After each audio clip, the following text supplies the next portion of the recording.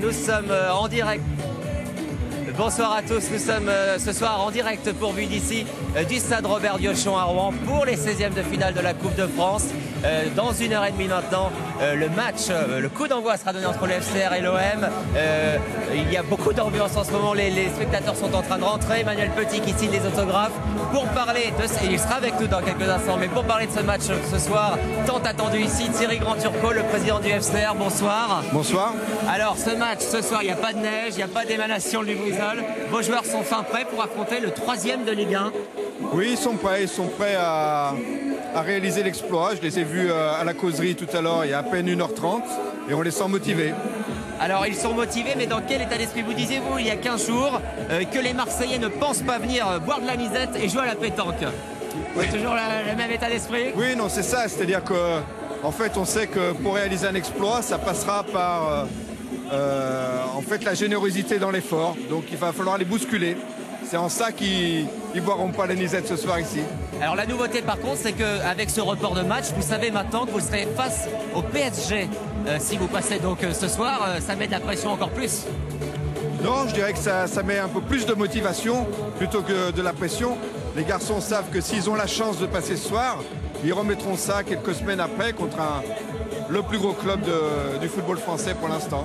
Alors tous les supporters se souviennent de ce match de 1993, le FCR éliminé en 16e par Marseille. Il va y avoir un esprit de revanche ce soir forcément.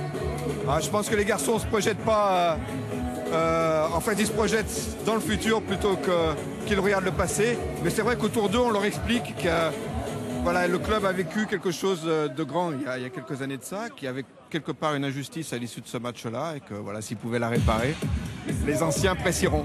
Très bien, alors justement, ce fameux match du 30 mars 1993, il est encore bien présent dans les mémoires. Bérengère Dinglas et Jérôme Beck ont revécu cette épopée avec deux joueurs. Voyez leur reportage. C'était la grande époque de l'OM, celle de Tapi, Olmeta et de Sailly. Le stade Diochon était plein. Dès le début, le FCR bouscule les Phocéens. Mais à la 38e minute, sur un corner de Thomas, le gardien rouennais Christophe Le Chevalier retombe mal et ne parvient pas à se relever. Résultat, entorse du genou, opération immédiate et une immobilisation qui l'éloigne des terrains pendant plus d'1 an. Ce qui a un petit peu mis fin à ma carrière professionnelle de joueur de foot, même si j'ai rejoué au bout de 14 mois et que j'ai refait encore une année, je n'étais pas revenu au niveau qui m'a permis de continuer cette carrière. Le match est serré, on s'achemine vers les prolongations, mais à la 81e minute, Richard tacle Dobrovolski, un bon mètre en dehors de la surface de réparation. Pour M. Ramos, pas de doute, l'arbitre siffle un pénalty qui sera fatal au Diable Rouge. Les événements du match, puisqu'il y a un pénalty qui est injustifié, on fait un peu qu'on est sorti grandi parce qu'on a perdu que 1-0 sur une injustice ou sur une erreur humaine. Donc en fait, les gens se rappellent aussi de ce match-là pour ça aujourd'hui. 1-0 pour l'OM, le FCR est éliminé et a perdu ce soir-là ses deux gardiens. Des séquelles qui empêcheront la montée en première division. On parle parfois de matchs maudits, de victoires volées. Mais pour les acteurs de l'époque, ce sont les bons souvenirs qui priment. Retrouver Marseille en 16e de finale sur une équipe qui sera championne d'Europe quelques semaines après, pour moi c'était l'élément marquant. D'avoir pu partager ça aussi avec le public rouennais. Non, c'était vraiment un événement particulier.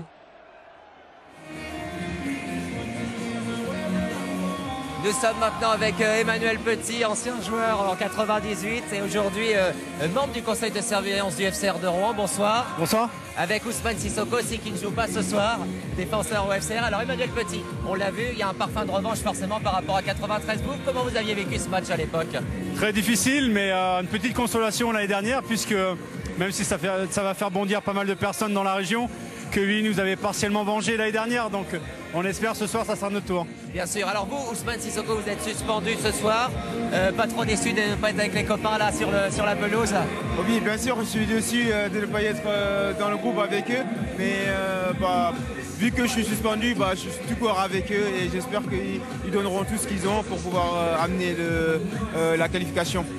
Alors Emmanuel Petit, vous êtes un habitué de ces gros matchs. Comment on joue face à un tel club, quoi? C'est l'OM, c'est pas n'importe qui. C'est très compliqué parce que c'est des matchs de gala avec une grande visibilité, donc les joueurs sont peut-être pas habitués à avoir autant de médias et de gens dans les tribunes. malgré tout, ça reste un seul match, donc tout est possible dans ces compétitions.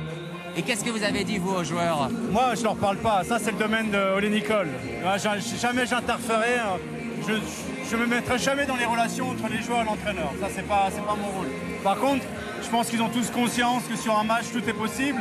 Et que même si l'OM est un adversaire redoutable, fait partie des locomotives de la Ligue 1, on a vu que la Coupe de France réserve souvent des surprises. Et sur un match, sur la combativité, l'esprit de groupe, de solidarité, on peut faire beaucoup de choses. Alors justement, Elie Bopp, l'entraîneur de l'OM, dit de l'équipe de Rouen, c'est une équipe organisée qui a un très gros cœur. Vous confirmez? Ça, c'est plutôt à lui qu'il faut poser la question. Ousmane, vous confirmez? Bah oui, je confirme. On a un entraîneur aussi qui a déjà entraîné en Ligue 1. Et aussi, on travaille beaucoup, on travaille tous les jours.